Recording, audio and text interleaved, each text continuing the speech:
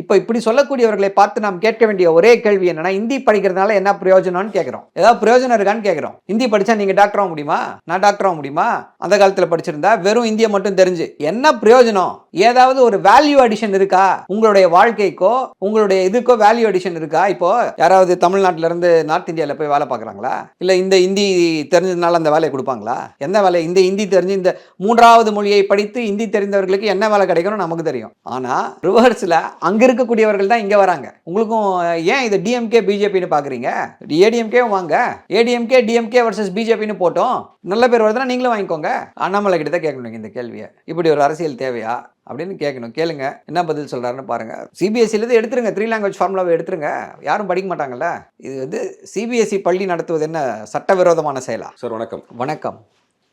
மத்திய கல்வி அமைச்சர் தர்மேந்திர பிரதான் இன்னைக்கு ஒரு லெட்டர் எழுதியிருந்தார் நம்ம முதலமைச்சருக்கு. அதில் கல்வியை வச்சு அரசியல் பண்ணாதீங்க, மாணவர்களுடைய நலன் கருதி யோசிங்க அப்படிங்கிற சில விஷயங்களை சொல்லியிருந்தார். ஒரு 2000 கோடியை நீங்கள் இழக்கிறீங்க அப்படிங்கிற மாதிரியும் சுட்டிக்காட்டி பேசியிருந்தார். உங்களுடைய பதில் என்ன சார்? டெவில் கோட்டிங் ஸ்கிரிப்சர்ஸ் என்று சொல்வார்கள். என்ன அப்படின்னா, யார் அதை செய்து கொண்டிருக்கிறார்களோ அவர்கள் வந்து அரசியல் செய்ய வேண்டாம் என்று சொல்வது எவ்வளோ பெரிய வேடிக்கை, எவ்வளவு பெரிய வேதனை. தொடர்ந்து வந்து தமிழ்நாட்டு மக்களுக்கு இப்படி ஒரு வஞ்சனையை செய்து கொண்டே வருகிறார்கள். அதுவும் மாணவர்கள் கல்வி விஷயத்தில் ஆர்எஸ்எஸ் உடைய கொள்கை என்னன்னா, யாருக்கும் கல்வி கிடைக்கக்கூடாது, டினை ஆக்சஸ் டு எஜுகேஷன். அதுதான் அவங்களுடைய மூலாதார கொள்கை. அதுக்கு தான் நீட்டு, கியூஎட்டு, இந்த நியூ எஜுகேஷன் பாலிசி. அதுதான் இன்றைக்கி வந்து சபாநாயகர் ஒரு இதை வெளியிட்டிருக்கார். நம்முடைய சபாநாயகர் பீகாரில் 2 வருடங்களாக நேஷ்னல் எஜுகேஷன் பாலிசியை இது பண்ணியிருக்காங்க. இடைநிற்றல் ட்ராப் அவுட்டு வந்து 31%லேருந்து 51%ஆக இன்க்ரீஸ் ஆகிருக்கு. என்ன காரணம்? இந்த 5+3+3+4 அப்படின்ற அந்த பாலிசி. அதாவது 5வது எக்ஸாமு, அப்புறம் 8வதுல எக்ஸாமு, அதுக்கப்புறம் எக்ஸாமு பப்ளிக் எக்ஸாம். ஃபெயில் ஆனால் உங்களுக்கு வொகேஷ்னல் ட்ரைனிங்னுவாங்க. இது absolute failure of national education policy. See up to age 14 universal education, எல்லாருக்கும் எஜுகேஷன் கொடுக்கணுன்றீங்க. அப்புறம் நான் 10 வயசில் எக்ஸாம் வச்சு பாஸ் ஆகலைன்னா அவனுக்கு வொகேஷ்னல் ட்ரைனிங் கொடுப்பேன்னா அப்புறம் என்ன வேடிக்கை? யாரை ஏமாற்றுகிற வேலை இது? இன்னொரு பெரிய மோசடியை செய்திருக்கிறது பாஜக. இதுக்கு எதிராக திமுக வந்து இந்த சட்ட திருத்தம் வரும்பொழுதே எதிர்த்தார்கள். என்ன அப்படின்னா, எல்லாருக்குமே வந்து up to 14 compulsory universal education, அனைவருக்கும் கல்வி கொடுக்கணும்னு சொல்லி இது பண்ணிட்டாங்க. லேபர் லாலையும் என்ன இருக்குது அப்படின்னா, சைல்டு லேபர் டோட்டலாக பேண்ட் அப் டு ஏஜ் 14. இதற்கு வந்து ஒரு விதிவிலக்கு கொடுக்குறாங்க. என்ன கொடுக்குறாங்க அப்படின்னா, உங்கள் தந்தை தொழில், குடும்ப தொழில் ஏதாவது இருக்குன்னா அதுக்கு நீங்கள் பார்க்கலாம். அதுக்கு வந்து இந்த சைல்டு லேபர் ப்ரிவென்ஷன் வராதுன்னு சொல்லி கொண்டு வராங்க. அப்போ என்ன நினைக்கிறீங்க? என்ன பண்ணணும்னு நினைக்கிறீங்க நீங்கள்? இதை அப்பொழுதே எதிர்த்தோம். இதில் தான் வந்து நிற்கும்னு எங்களுக்கு தெரியும். ஸோ இவர்களுடைய நோக்கம் என்ன? ஒரு குறிப்பிட்ட சாதிக்காரர்களுக்கு மட்டும் எல்லாம் க்ரீம் ஆஃப் த இது அவங்களுக்கு மட்டும் எல்லாமே கிடைக்கணும், மற்றவங்க யாரும் அவங்களோட போட்டி போட வந்துவிடக்கூடாது என்ற ஒரே நோக்கிலே ஆர்எஸ்எஸ் செயல்பட்டு கொண்டு வருகிறது. அதோடைய வெளிப்பாடு தான், அதோடைய ஒட்டுமொத்த வெளிப்பாடு தான் இந்த நேஷ்னல் எஜுகேஷன் பாலிசி. ஓகே, அவங்க என்ன சொல்கிறாங்கன்னா, நீங்கள் இங்கே எக்ஸிஸ்டிங் எஜுகேஷனல் பாலிசியில் படிச்சுட்டு வர மாணவர்களுக்கு ஒரு தரமான கல்வி இல்லை. உதாரணத்துக்கு சொல்லணும் அப்படின்னா, ஒரு 2ஆம் வகுப்பு பாடத்திட்டத்தில் இருக்கக்கூடிய விஷயங்களை கூட இந்த சிலபஸில் இங்கே 10th படித்தவனால படிக்க முடியலை, தரமற்ற முறையில் இருக்குது இங்கே இருக்க கல்வின்னு சொல்லிட்டு. எந்த அடிப்படையில் இதை பேசுகிறாங்க? அந்த ஏசர் அப்படின்ற ஒரு ரிப்போர்ட்டை வச்சு பேசுகிறாங்க இல்லையா? அதுவே வந்து ஒரு போகஸ் ரிப்போர்ட். 36 கோடி மாணவர்கள் வந்து இந்தியாவில் இருக்காங்க, படித்து கொண்டு இருக்கிறார்கள். அது 3 லட்சம் பேரை சர்வே பண்ணி அவங்கள அசஸ் பண்ணி எடுத்திருக்காங்களாம். ஸோ 3 லட்சம் பேர் வந்து 36 கோடியோட எப்படி நீங்கள் வந்து அலைன் பண்ணுவீங்க? அப்போ எத்தனை பர்சன்டேஜ் வருது? Not even 1%. 1%னாலே நீங்கள் வந்து 36 லட்சம் பேர்கிட்ட சர்வே பண்ணணும். 3 லட்சம் பேர்னா என்ன, எத்தனை பர்சன்டேஜ்? 0.08% கிட்ட வருது. இது ஒரு அடிப்படையாக வச்சு நீங்கள் வந்து ஒட்டுமொத்த தமிழ்நாடு இப்படி தான் இருக்குது, ஒட்டுமொத்த திட்டங்களும் இப்படி தான் இருக்குதுன்னு சொல்லி பேசலாமா? பேச முடியுமா? எவ்வளவு அபத்தம் இது! இந்த ரிப்போர்ட்டை வச்சுக்கிட்டு தையத்தக்கன்னு இங்கே குதித்து கொண்டு இருக்கிறார்கள். பாஜகவுடைய ஊதுகுழல்கள், பாஜகவுடைய தலைவர்கள், ஆர்எஸ்எஸ் உடைய கைக்கூலிகள் எல்லாம் இப்படி குதித்து கொண்டிருக்கிறார்கள். இதையெல்லாம் பார்த்துட்டோம். இதெல்லாம் வந்து 100 வருடங்களாக திராவிட கழகம், திராவிட முன்னேற்ற கழகம் 100 வருடங்களாக இந்த இப்படிப்பட்டவர்களின் அயோக்கியத்தனங்களை எதிர்த்து அரசியல் செய்து வந்திருக்கிறோம், வெற்றி கண்டிருக்கிறோம். இதுலேயும் வெற்றி காணுவோம். நாங்கள் ஹிந்தியை திணிக்கலைன்னு சொல்கிறாங்க. 3வது மொழின்னு சொன்னால் விருப்பம் இருப்பவர்களுக்கு எந்தெந்த மொழி விருப்பப்படுதோ அதை படிக்கட்டுமே. நீங்கள் ஏன் ஹிந்தின்னு சொல்கிறீங்க? நாங்கள் எந்த இடத்துலையாவது ஹிந்தி கட்டாயம்னு சொல்கிறோமா அப்படிங்கிற கேள்வியும் முன்வை. இல்லை, இது அறந்த பழசான டெக்னிக் தான். இது வந்து புது டெக்னிக் இல்லை, இது பழைய டெக்னிக் தான் இது. சார், நீங்கள் 3 லாங்குவேஜ் படிச்சுக்கோங்க சார். எந்த லாங்குவேஜ் வேணால் படிங்க சார். இப்போ உங்கள் பையனும் என் பையனும் ஒரு ஸ்கூலில் போய் சேர்ந்தார் அப்படின்னா 3rd லாங்குவேஜ் ஏதாவது படிக்கிட்டோம், தப்பு இல்லை அப்படின்வாங்க. சார், உங்கள் பையன் மலையாளம் படிக்கணும்னு ஆசைப்படுவார், என் பையன் கன்னடம் படிக்கணும்னு ஆசைப்படுவார். 3rd லாங்குவேஜ் அந்த ஸ்கூலில் சொல்லிக் கொடுப்பாங்களா? ஆசிரியர்களை நியமிக்க வேண்டியது நீங்கள் தானே அப்படின்னு கேட்குறாங்க. ஒரு நிமிஷம். இந்த 3 கொள்கையை நாங்கள் கேட்டுமா? நாங்கள் கேட்டுமா? இது தேவையில்லாத ஆணி தானே. சரி, எங்களை விட்டுருங்க. 3 மாநிலங்கள் 3 மொழி கொள்கைகள் இருக்கக்கூடிய இடங்களில் இருக்கக்கூடிய ஒன்றிய அரசின் பள்ளிகளில் உங்கள் பையனும் என் பையனும் ஏதோ ஒரு சென்ட்ரல் ஸ்கூலில் படிக்கிறாருன்னே வச்சுப்போம், ஒரு கேந்திரிய வித்யாலயில் படிக்கிறாரு. அங்கே இருக்காங்களா? ஐயா, தமிழ்நாட்டில் தமிழ் டீச்சரே இல்லை. யாரை ஏமாத்துறாங்க? இதெல்லாம் அறத பழசான டெக்னிக்கு. அதெல்லாம் அப்படி ஏமாறக்கூடிய நிலையில் தமிழர்கள் இல்லை, தமிழ்நாடு இல்லை. யார் இப்படி பேசினாலும் ஓட ஓட விரட்டுவோம். ஓகே, அவங்க என்ன சொல்கிறாங்கன்னா, இங்கே ஒரு சமூக நீதினு பேசுகிறாங்களே, எல்லாருக்குமான சம வாய்ப்பு இருக்கா? வசதி இருக்கிறவங்க, பணம் படைத்தவர்கள் சிபிஎஸ்சி ஸ்கூலில் போயிட்டு இன்னொரு லாங்குவேஜை கற்றுக்கலாம். ஆனால் அரசு பள்ளியில் படிக்கக்கூடிய ஏழை மாணவர்கள் படிக்கணும்னு நினச்சாலும் இன்னொரு மொழி படிக்க முடியலையே.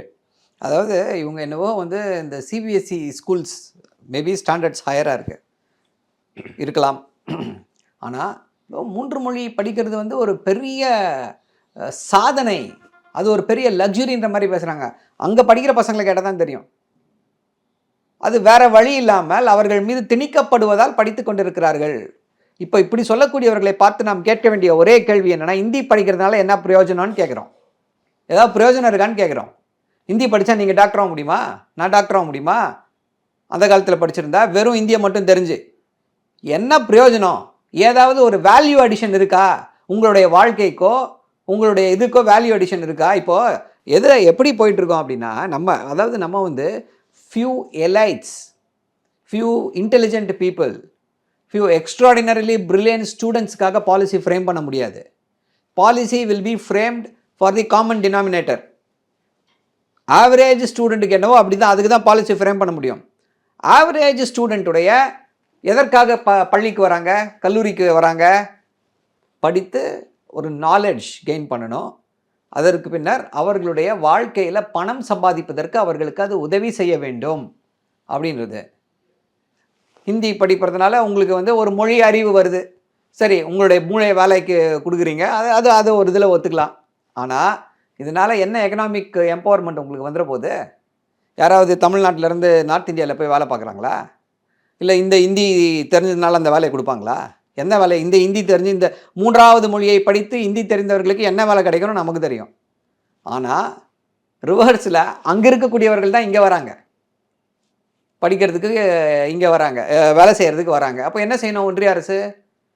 எல்லா இடத்துலையும் தமிழ் சென்டர்ஸ், கன்னடா சென்டர்ஸ், இல்லை தெலுங்கு சென்டர்ஸ், இல்லை அங்கே கேரளாவுக்கு போகிறாங்கன்னா மலையாளம் சென்டர்ஸ் ஆரம்பித்து அவங்களுக்கெல்லாம் ட்ரைனிங் கொடுக்கணும். அதை விடுத்து இப்படி 3 மொழியை இது பண்ணுவோம் அது பண்ணுவோம்னு அபத்தமாக பேசி கொண்டிருக்கிறார்கள். தமிழ்நாட்டு மக்கள் இதையெல்லாம் அப்படியே தள்ளி வச்சிருவாங்க, ஒதுக்கி வைத்து விடுவார்கள். மக்கள் அப்படி சொல்லலை, திமுக தான் அரசியலுக்காக இப்படியெல்லாம் சொல்லிட்டு இருக்கு அப்படிங்கிற ஒரு பார்வையும் வைக்கிறாங்க. இந்திய எதிர்ப்பு போராட்டம் 1965 மிகப்பெரிய வீரியத்தோடு நடந்தது. அதை சாம்பியன் பண்ணது திமுக. பேரறிஞர் அண்ணா, தலைவர் கலைஞர், இவங்க எல்லாம் சாம்பியன் பண்ணாங்க. ஆனால் இன்றைக்கும் அந்த நிலைமை இருக்கா? இன்றைக்கும் மக்கள்கிட்ட எதிர்ப்பு இருக்கா? நீங்கள் ஒரு சர்வே எடுத்து போடுங்க. இப்போ இன்றைக்கி நீங்கள் வந்து என்னை வந்து இதை பற்றி பேசுகிறீங்கன்றதுக்கு என்ன காரணம்? இதை பற்றி மக்கள் அறிய காரணம் விருப்பமாக இருக்காங்கன்றதுனால தானே இப்போ என்னை வந்து எடுத்து போடுறீங்க, இன்டர்வியூ எடுத்து போடுறீங்க, இந்த டாப்பிக்கை பற்றி நீங்களும் நானும் பேசுகிறோம். மக்களுடைய மனதில், தமிழ்நாட்டு மக்களை பொறுத்தவரை அந்த தமிழன் என்ற உணர்வு, தமிழ் மொழி மேலே இருக்கக்கூடிய அந்த பற்று மாறாதது. அதற்கு வந்து கண்டிப்பாக இந்தி திணிப்பால் ஆபத்து வரும்.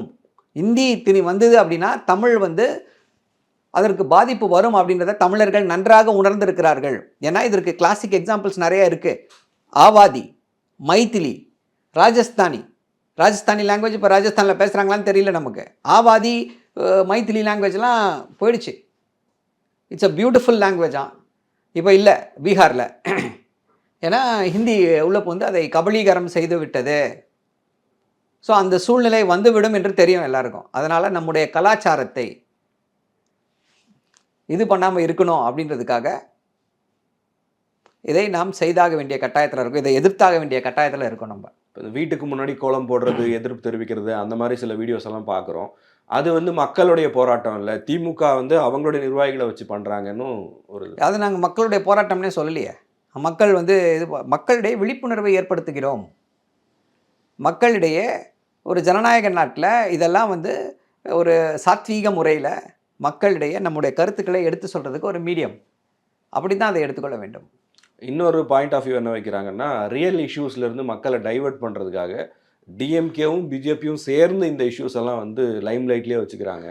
இது ஒரு பிளான்டு நரேட்டிவ் அப்படின்னு இது வந்து அரசியல் செய்ய தெரியாத அதிமுகவுடைய வாதம். தமிழ்நாட்டில் மக்கள் என்ன விரும்புகிறார்கள், மக்களுக்கு வந்து எது தேவை என்று அரசியல் செய்ய தெரியாமல் பாஜகவுடைய மண்டிட்டு கொண்டு இருக்கக்கூடிய அதிமுக இப்படிப்பட்ட ஒரு நேரட்டிவை செட் பண்ண நினைக்கிறாங்க. ஆனால் தமிழ்நாட்டு மக்கள் நன்றாக உணர்ந்திருக்கிறார்கள். பாஜக எத்தகைய அரசு, எவ்வளோ லெவலுக்கு போவாங்க. பிஜேபி வந்து is a Hindi majoritarian party. அவங்க வந்து ஹிந்தி ஸ்பீக்கிங் பாப்புலேஷனை மட்டும் மைண்டில் வச்சுட்டு ஒர்க் பண்ணால் போதும். டீலிமிட்டேஷன் வரப்போகுது. ஸோ அதனால தான் இதை வந்து ஹிந்தின்னு சொல்லி திருப்பி பண்ணிகிட்ருக்காங்க. டீலிமிட்டேஷன் வந்துருச்சு அப்படின்னா அவர் ஓட்ஸ் வில் பிகம் irrelevant. இப்போ இருக்கக்கூடிய அந்த வெயிட்டேஜ் கூட இருக்காது. அது அடுத்த பிரச்சனை, அதுக்கு அப்புறம் போவோம். ஸோ அதை மனதில் வைத்துக்கொண்டு இதை இவர்கள் செய்து கொண்டு இருக்கிறார்கள். ஸோ அதனால் தமிழ்நாட்டு மக்கள் இதை நன்றாக உணர்ந்திருக்கிறார்கள். ஒரே கேள்வி தான் அதிமுகவுக்கு, ஐயா இது தமிழ்நாட்டு மக்களுடைய பிரச்சனை, இது திமுக பிரச்சனை இல்லை. 2100 கோடி ரூபா ஒன்றிய அரசு கொடுக்க மறுக்கிறது, அநியாயமாக கொடுக்க மறுக்கிறது அப்படின்னா அது வந்து திமுகவுடைய பிரச்சனை மட்டுமல்ல, தமிழ்நாட்டுடைய தமிழர்களுடைய ஒட்டுமொத்த பிரச்சனை. அதுக்கும் சேர்த்து தயவு செஞ்சு குரல் கொடுங்க. அதுதான் எங்களுடைய இளைஞரணி செயலாளர் துணை முதல்வர் கோரிக்கை விடுத்திருக்கிறார். ஐயா எங்களோட வந்து போராடுங்கள் அப்படின்னு சொல்கிறாரு. வாங்க ஃபைட் பண்ணுங்கள், பிஜேபியை ஃபைட் பண்ணுங்கள். உங்களுக்கும் ஏன் இதை டிஎம்கே பிஜேபின்னு பார்க்குறீங்க? ஏடிஎம்கேவும் வாங்க, ஏடிஎம்கே டிஎம்கே வர்சஸ் பிஜேபின்னு போட்டோம், நல்ல பேர் வருதுன்னா நீங்களும் வாங்கிக்கோங்க, ஏன் வேணான்றீங்க? அப்போது என்ன நடக்குது? அதிமுகவிற்கும் பாஜகவிற்கும் ஏற்கனவே ஒரு கள்ள உறவு இருக்கிறது. அவங்க என்ன பண்ணுறாங்க, அதனால் ஓப்பனாக பாஜகவை எதிர்க்க முடியல. அதனால் என்ன பண்ணுறாங்க, இதை வந்து அப்படியே டீமீன் பண்ணுறாங்க. இந்த போராட்டத்தை, இந்த குரலை, உரிமை குரலை கொச்சைப்படுத்துகிறது அதிமுக. இல்லை, அவங்களுக்கும் கொள்கை தலைவர் அண்ணா தானே. நீங்கள் சொல்லி தான் தெரியுது எனக்கு, பேரில் வச்சுருக்காங்க. ஆனால் திராவிடம்னா அதெல்லாம் எனக்கு தெரியாதுங்க, அதெல்லாம் கற்றறிஞ்ச அறிஞர்கள்கிட்ட கேட்கணும்னு சொன்னவர் தான் திரு எடப்பாடி பழனிசாமி. அவருடைய தலைமையில் தான் இந்த கூத்துக்கள் எல்லாம் நடந்து கொண்டு இருக்கிறது. இன்னொன்று, இப்போது கெட் அவுட் மோடின்னு ஒரு ஹேஷ்டேக் டிஎம்கே சைடில் இருந்து, அதுக்கு அவங்க கோபேக் ஸ்டாலின் அப்படின்னு ஒரு ஹேஷ்டேக் போட்டு பண்ணிகிட்டு இருக்காங்க. இப்படி ஒரு அரசியல் தேவையா? அண்ணாமலை கிட்ட தான் கேட்கணுங்க இந்த கேள்வியை. இப்படி ஒரு அரசியல் தேவையா அப்படின்னு கேட்கணும். கேளுங்க என்ன பதில் சொல்கிறாருன்னு பாருங்கள். ஆமாம், அவர் என்ன பண்ண முடியும்? அவருக்கு தெரிஞ்சது வெறும் ட்விட்டர் அரசியல், அதை தான் அவர் செய்ய முடியும். பாஜகவில் இருக்கக்கூடிய தலைவர்கள்லாம், பெரிய தலைவர்கள்லாம் என்ன நினைக்கிறாங்கன்னா, ட்விட்டரில் கம்பு சுற்றினா அவர் ஏதோ பெரிய தலைவர்னு நினச்சிட்டு இருக்காங்க. அதை வந்து அந்த மாய பிம்பம் வந்து இங்கே ஒர்க் அவுட் ஆகாது. அவங்க சோஷியல் மீடியாவை நம்பி இருக்காங்க. பிஜேபி நார்த் இந்தியாவில் அதை வச்சு தான் வாட்ஸ்அப் சேனல்களையும் இதையும் நம்பி தான் அரசியலை செய்து கொண்டு இருக்கிறார்கள். அதனால் இவர் ட்விட்டரில் இந்த அரசியலை செய்வதால் இவர் பெரிய தலைவர்னு நினச்சிட்டு இருக்காங்க. ஆனால் அவங்களுக்கு தமிழ்நாட்டு மக்களுடைய உள்ள கிடக்கை என்ன அப்படின்றது புரியல. அதனால் அவர் இன்னும் தலைவராக தொடர்ந்து கொண்டு இருக்கிறார். ஓகே, இன்னும் ஒரு சில தரப்பு என்ன சொல்கிறாங்கன்னா, அண்ணா சாலைக்கு வா, அறிவாலயத்துக்கு வான்னு சவால் விடுறதெல்லாம் விட்டுட்டு வேங்கை வயலுக்கு வாங்க, எங்கே பிரச்சனை இருக்கோ அங்கே வாங்க. என்ன பிரச்சனை? அங்கே தான் பிரச்சனையை தான் தீர்த்தாச்சு, அதில் என்ன பிரச்சனை இருக்குது? மக்கள் பிரச்சனைகளை பேசாமல் நீங்கள் இப்படி சவால், இது என்ன மக்கள் 2100 கோடி ரூபா கொடுக்கல, அது யாரை பாதிக்கும்? திமுகவை பாதிக்குமா? இல்லை திமுகவில் இது பண்ணிகிட்டு இருக்கக்கூடிய திமுக தொண்டர்களை பாதிக்குமா? ஐயா யாரை பாதிக்கும்? இது மக்கள் பிரச்சனை இல்லையாம்மா? யாரோட பிரச்சனையா இது? தமிழில் வந்து தமிழ்நாட்டில் வந்து இந்தியை திணிப்பார்கள், தமிழ்நாட்டு கலாச்சாரத்தை அழிக்க முற்படுகிறார்கள், தமிழ்நாட்டுடைய பண்பாட்டை சிதைக்க முற்படுகிறார்கள். இது அப்போ என்ன தமிழ்நாட்டு பிரச்சனை இல்லையா இது? எந்த ஒரு பிரச்சனையா இது? மக்கள் பிரச்சனை இல்லையாம்மா இது? இல்லை யார் இவங்களுக்கெல்லாம் எழுதி கொடுக்குறா? எதுக்கு இப்படியெல்லாம் வந்து ஒரு இர்ரெலவெண்ட்டாக பேசிகிட்டு இருக்காங்க?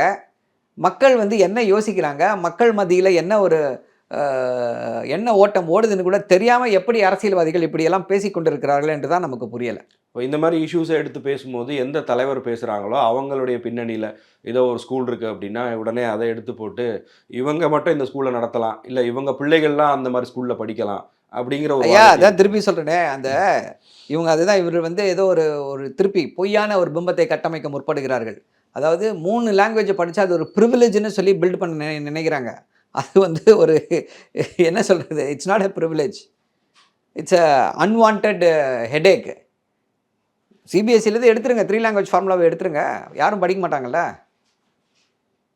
இது வந்து சிபிஎஸ்சி பள்ளி நடத்துவது என்ன சட்டவிரோதமான செயலா?